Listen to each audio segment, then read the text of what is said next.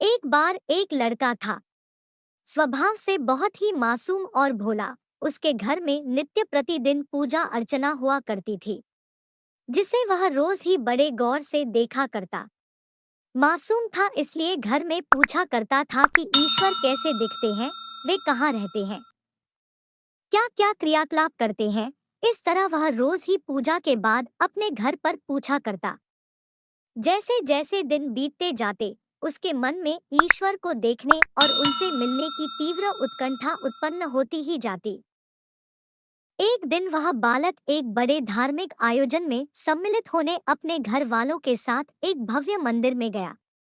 वहां पर उस बालक ने देखा कि बहुत सारे साधु संत बड़ी बड़ी यज्ञ वेदी पर मंत्रोच्चार के साथ हवन कर रहे हैं। चारों ओर मंत्रों का, ईश्वर का जयघोष सुनाई दे रहा है। यज्ञ आहुतियों और पूजा अर्चना के बाद बालक सोचता है कि घर पर तो कुछ मंत्र जप करते हैं, लेकिन यहाँ तो साधु संत तो नाना प्रकार के मंत्र जप कर रहे हैं।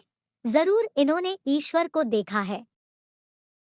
यह जानकर वह बालक जाकर साधु संतों से भी यही प्रश्न करता है कि आपने ईश्वर को देखा है, वे कैसे दिखाई देते हैं और क्या क्या क्रियाकलाप करते हैं। भगवान से मिलने के लिए मंत्रों का उच्चारण करना और उनको पढ़ना आना चाहिए। बिना मंत्रोच्चार के भगवान दर्शन नहीं देते, रीझते नहीं है। मंत्रोच्चार के साथ उनको रिझाना पड़ता है, खूब सालों तक जाप तप करना पड़ता है, तब भगवान प्रसन्न होते हैं और दर्शन देते हैं। अब यहाँ उस बालक को पढ़ना लिखना आता नहीं, तो वह बड़ा आश्चर्य करता है कि अरे, अब तो भगवान मुझे कभी मिलेंगे ही नहीं, दर्शन ही नहीं देंगे। तो अब क्या किया जाए, क्या प्रयत्न करूं कि मुझे भी भगवान के दर्शन हो। तब वह बालक साधु संतों से मंत्रों वाली पुस्तक मांगता है और कहता है, इस पुस्तक द्वारा मैं भी मंत्रोच्चार सीखकर भगवान को रिझाना चाहता हूँ, जिससे वे भी मुझे दर्शन दे सकें। इस पर साधु संत उस बालक के भोलेपन पर बहुत रीझते हैं और उस बालक को अपनी मंत्र वाली पुस्तक दे देते हैं। इधर पुस्तिका के मिल जाने पर वह बालक बहुत खुश होता हुआ अपने घर को चला जाता है और रोज सुबह मंत्रों का उच्चारण करने का प्रयत्न करता है। लेकिन अक्षरों का ज्ञान न होने के कारण उसे बहुत कठिनाई आती है।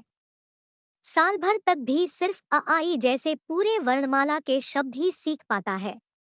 साल भर के बाद वह बालक फिर से उस बड़े धार्मिक आयोजन में सम्मिलित होने अपने घर वालों के साथ मंदिर जाता है। वहां वह बालक फिर से साधु संतों को मंत्रोच्चार के साथ भगवान की पूजा अर्चना होते देखता है। पूजा होने के बाद वह फिर से साधु संतों के पास जाता है। पिछले साल हमने तुम्हें जो पुस्तक दी थी, क्या उसमें से कुछ ग्रहण किया? सिर्फ वर्णमाला ही सीख पाया हूँ और मंत्रोच्चार नहीं कर पाता। तब साधु संत उसे सांत्वना देकर और अधिक प्रयत्न करने के लिए प्रेरित करते हैं। इधर एक साल और बीत जाने पर उसके मन में हर हाल में भगवान को देखने की ललक बढ़ जाती है। तब वह बालक उसी मंदिर के प्रांगण में भगवान की मूर्ति के आगे हिंदी वर्णमाला के सभी अक्षर लिख देता है और बड़ी दीनता के साथ भगवान से कहता है कि हे प्रभु, मुझे तो मंत्रोच्चार नहीं आता, आपको अपनी ओर से हिंदी के सभी शब्द भेंट कर रहा हूँ। आप अपने लिए अपनी रुचि अनुसार प्रार्थना बना लीजिए।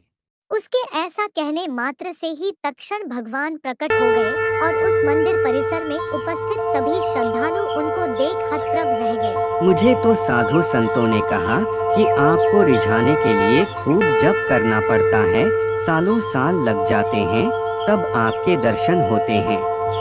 तुमने मुझे सच्चे भाव से याद किया, तुम्हारे मन में मुझे देखने की तीव्र इच्छा थी। तुमने निस्वार्थ भाव से और बहुत भोलेपन के साथ जिस तरह अपने शब्दों को मुझे भेंट किया, मैं अभिभूत हो गया और मुझे तत्क्षण आना ही पड़ा। ऐसी प्रार्थना मुझे आज तक किसी ने भेंट नहीं की। मुझे मंत्रों की भी आवश्यकता नहीं है, मैं सिर्फ भाव पढ़ता हूँ। जिसके भाव सच्चे होते हैं वहाँ मैं तुरंत खींचा चला जाता हूँ। इस प्रकार दर्शन देकर भगवान वहां से अंतर्धान हो गए और समस्त श्रद्धालु उस बालक के चरणों में गिर पड़े।